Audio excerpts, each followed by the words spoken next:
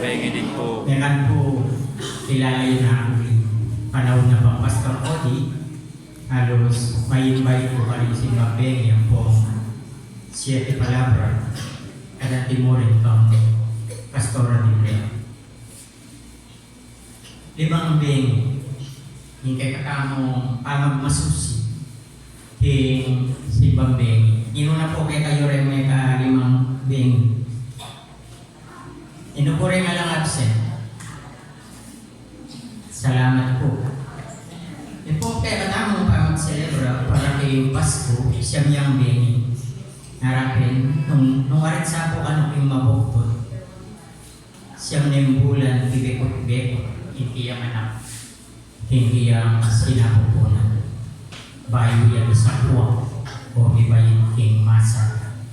Nya sana po kaya katamong mo namang panganyamba, pamag-celebra at panganyalubong, ting pangabayit na ng minutamong Yeso Kristo, isad-sad tayo, yung siyang kabingin.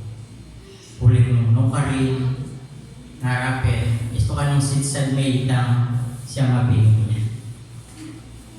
Iwis mo kinapong ino, hindi kang kayaduanan. Katiti, Medina, katuparan. Yan po sana king pamag-celebratang iti. Tunay na kay katabuyang pananggaman ing iwana ni Kapaskuan. Dugo ako at manalangin. Banal at makapangyarihang Diyos, ang iyong presensya ay nagbibigay sa amin ng inspirasyon at kalakasan. Salamat sa lagi mong pagpili sa amin bilang mga anak mo. Hindi namin maibabalik ang buong katapatan tulad ng katapatang ipinagkaloob mo sa amin. Kaya dalangin namin sa pag-aalay namin ng panahon at pag-alaala at selebrasyon para sa kapapanakan ng iyong anak na si Jesus.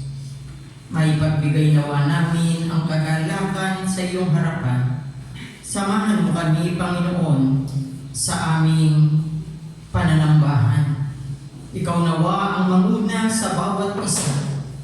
Tanggapin mo, Diyos, ang aming papuri at pagsamba sa pangalan ni Jesus. Amen. Matid natin kung ano ang tema ng ating pagdiriwang ngayong panahon na pagdatal. Pagpapahayag na pagkakaisa bilang katawan ni Kristo sa panahon na Kapaskuhan. At sa gabi nito, ang sabting na mensahe na nais kong ibahagi para sa ating lahat, si Zacarias, si Elizabeth, maging si Juan ay instrumento ng pagkakaisa sa pagdatal ni Kristo. Sa bawat taon na sineselebra natin ang kapanganakan ni Jesus, di bumat agad at lagi nating naisa sa isip o naaalala ang mga pangunahing personalidad sa pagsilang ng Mesiyas. Ito ay sina Maria, si Jose, ang Anghel Gabriel, at maging ang tatlong hari. Kapag itinuturo natin sa mga bata ang Nativity of Christ, ang mga nabanggit ang mas lagi nating sinasabi at sila lamang ang pinaka nakatatatak at nagtatanda o natatandaan ng mga bata na binibitbit naman nila hanggang sa kanilang paglaki. Subalit may isang tao ang hindi natin laging napapahalagahan at hindi masyadong tumatatak o tumatanda sa ating mga isip at puso. Ang halaga ng taong ito sa kasaysayan na makikita sa bagong tipan, ito ay walang iba kundi si Elizabeth, ang asawa ni Zacarias at ang ina ni Juan Bautista. Kung kilala po natin si Elizabeth, kapag naririnig natin ang kanyang pangalan, tiyak na associate natin ang salitang pageant o kapakumbabaan. Karamihan siguro sa atin, lalo na ang mga nakatatanda, ay pamilyar naman ang kwento ni Elizabeth at ni Zacarias, na kahit hindi sila masyadong nabibigyan ng halaga,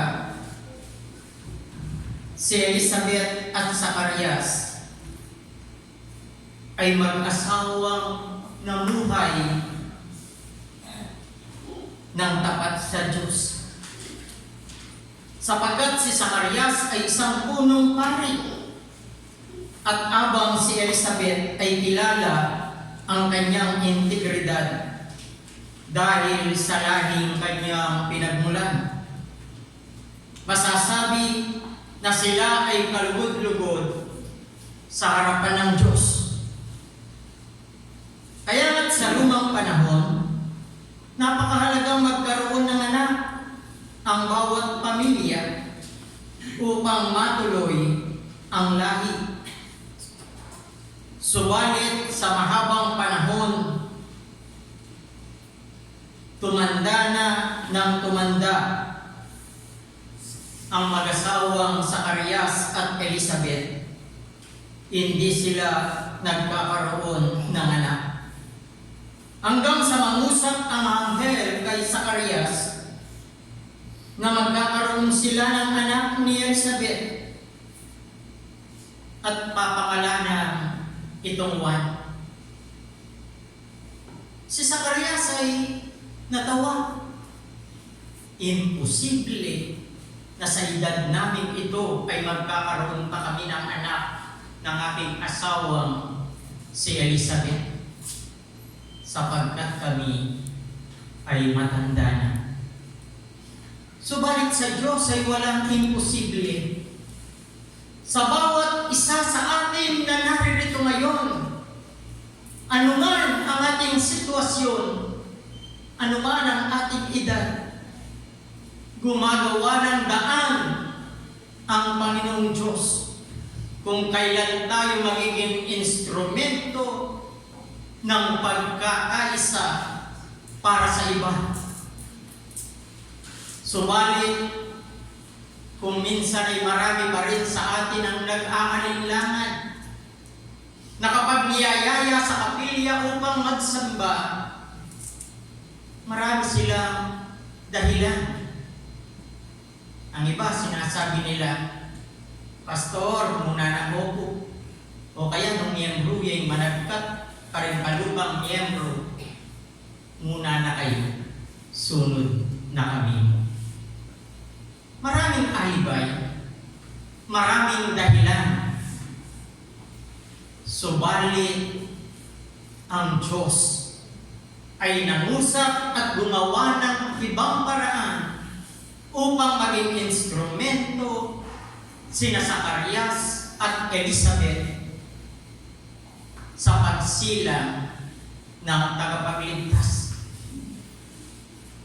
At ang kanilang anak na si Juan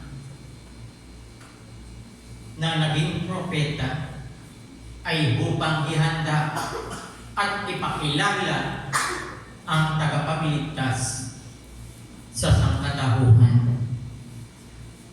Bilang mga Kristiyano, hindi dapat natin nakakalimutan si Elizabeth, sapagkat kung babasahin natin ang Biblia, ang kwento ni Elizabeth ay makikita lamang sa isa o sa ilang pahina.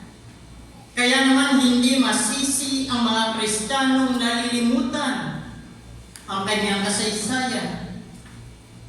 Napakahalaga ng naging role ni Elizabeth sa ating kasaysayan at sa buhay nating pananampalataya. Sa kanyang matandang gulang, ginamit siya ng Diyos na mapahalagahan ang kanyang misyon. At ito ang pagsilang at buhayin si Juan na tagapagbautismo.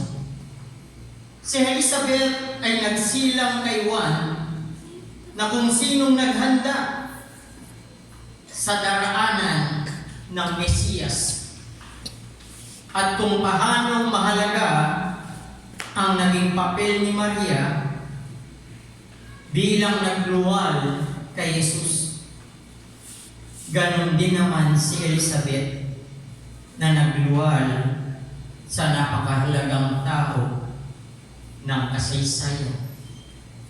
At ito ang naging hula ni Zacarias o napakagandang pagmasdan ng mga kabundukan ng Sion, ang pagdating ng tagapagligtas, ang tagapangayapa, ang magbibigay kaganapan sa matagal nang hinihintay ng mga Israeli o ng Israel. At ito ay nagkaroon ng kaganapan. Sa ating panahon, marami ang nakakaranas ng pangungutya at pagpapahiya dahil sa hindi panganganak. Katulad ng sinapit ni Elizabeth. Sa kwento ni Elizabeth, pinapaalala sa atin ng Diyos na wala sino man sa atin ang dapat mangutya dahil lamang sa hindi o hindi pa nagaganap ang pagiging isang ina ng isang babae. Patuloy tayong pinapahalalahanan ng Diyos na siya lamang ang magbibigay at magsasabi sa atin ng halaga ayon sa misyon na iniatas niya sa bawat isa sa atin. Tayo ay hinahamon ng kwento ni Elizabeth na nagbigay ng aktual na pagpapahalaga sa mga babae at sa kung ano ang kayang gawin ng mga babae sa lipunan at maging sa kasaysayan. Ang mga babae ay kayang magluwal ng buhay mula sa kanilang sinapupunan. At hindi lang yun. Kayang-kaya ng mga babae ang magluwal ng buhay mula sa kanilang puso. Kaya nga't ang kwento ni Elizabeth ay muli tayong pinahahalagahan na huwag tayong mapagod na lumapit at manalangin sa Diyos. Dahil ang ating Panginoon ay walang sawang nakikinig sa atin at laging mayroong kasagutan sa ating mga dalangin. Tayo ay muling tinuturuan na maging pasensyoso sa kasagutan ng Diyos, na ang Diyos ang tanging nakakaalam kung ano at kailan ang kasagutan sa ating mga panalangin.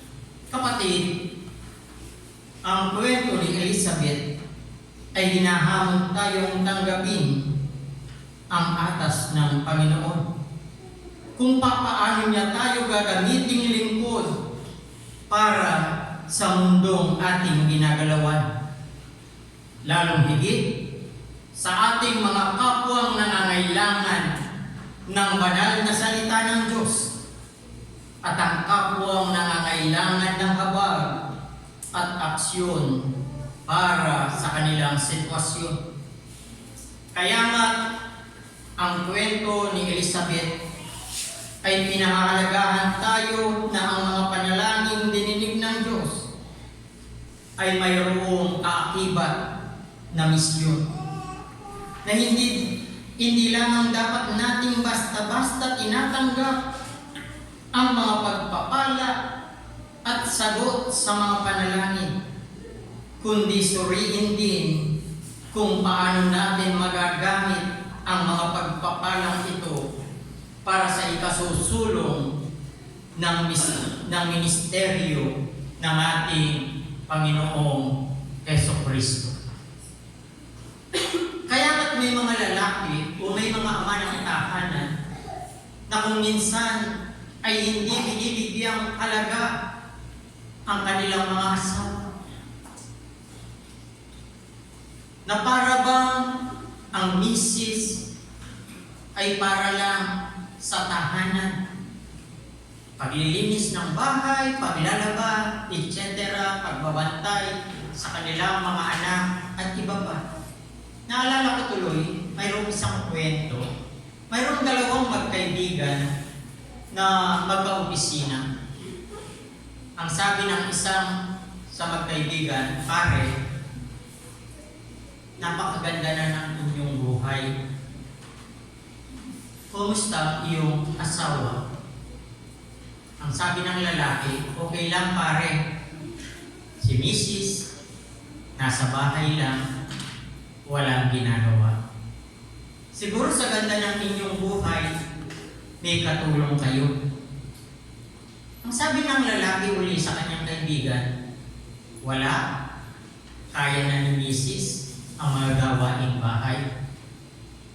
Sino naman ang naghahatid sa inyong mga anak pag sila ay pumapasok sa eskwela?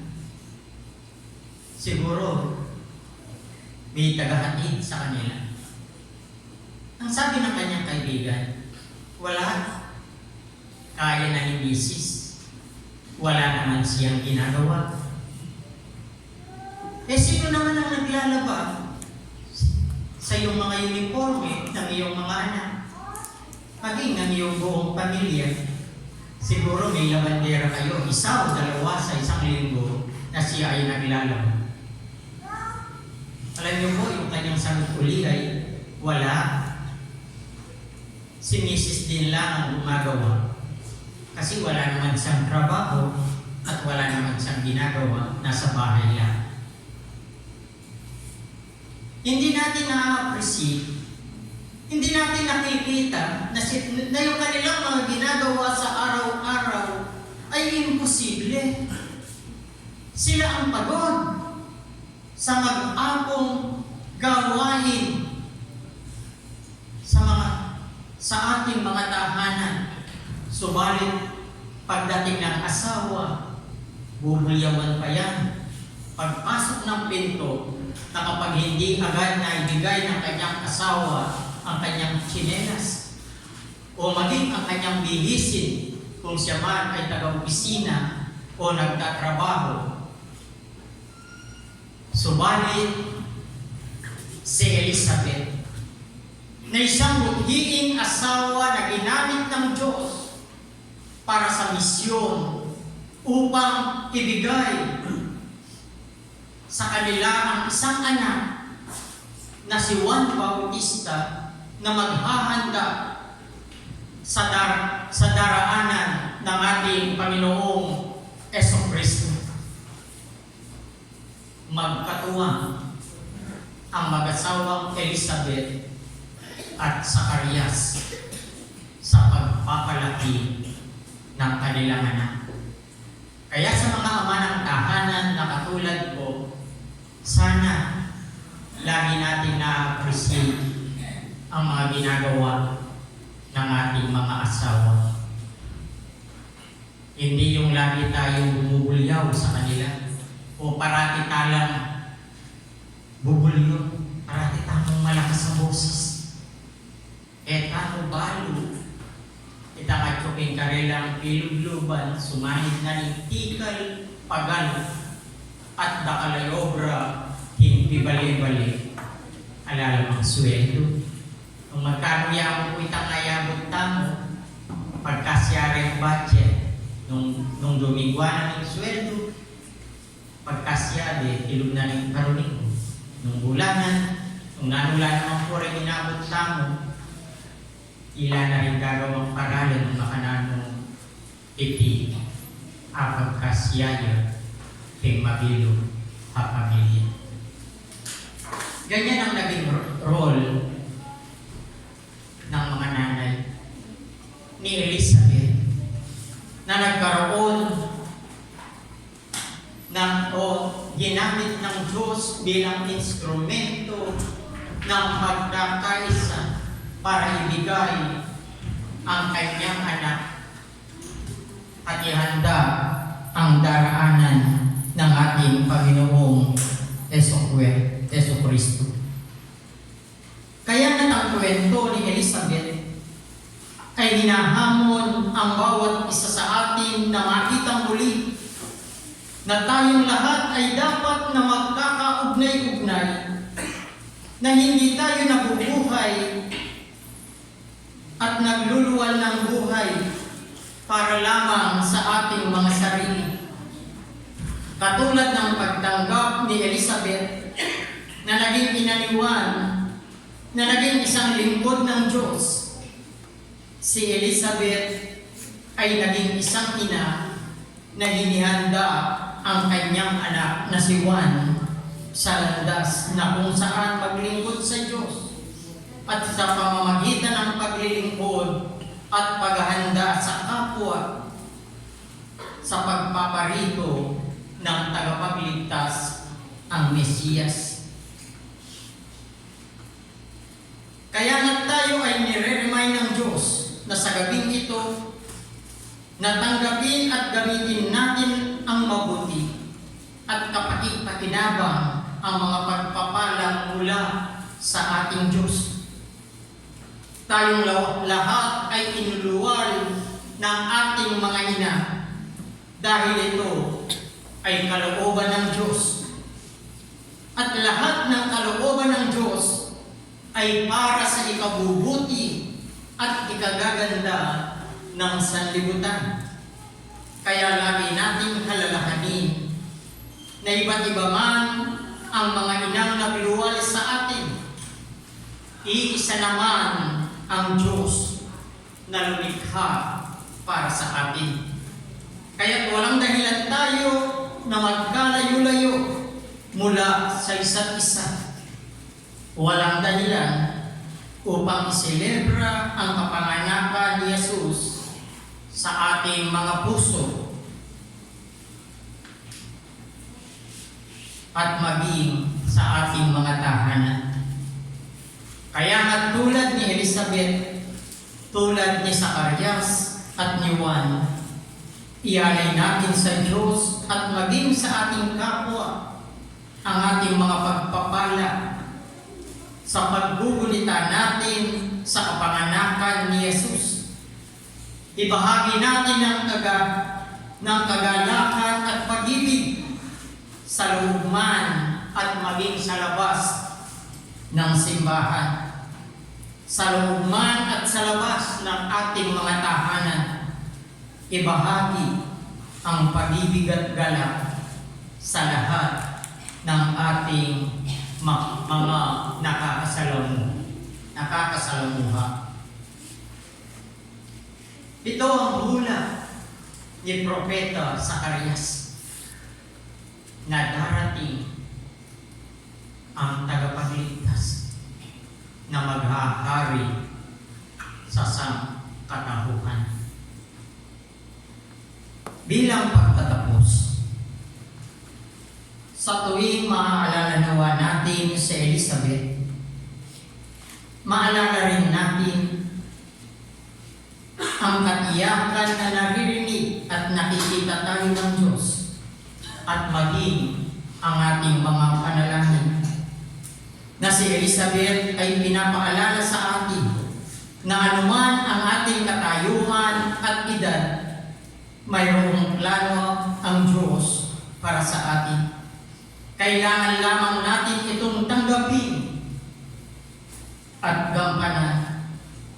Sa tuwing maalala nawa natin si Elizabeth, maalala din nawa na lagi natin na tayo ay nabuhay at mabubuhay para sa Diyos sa pamamagitan ng pag-aalay at pagpapala sa iba at paglilingkod para sa ating kapwa.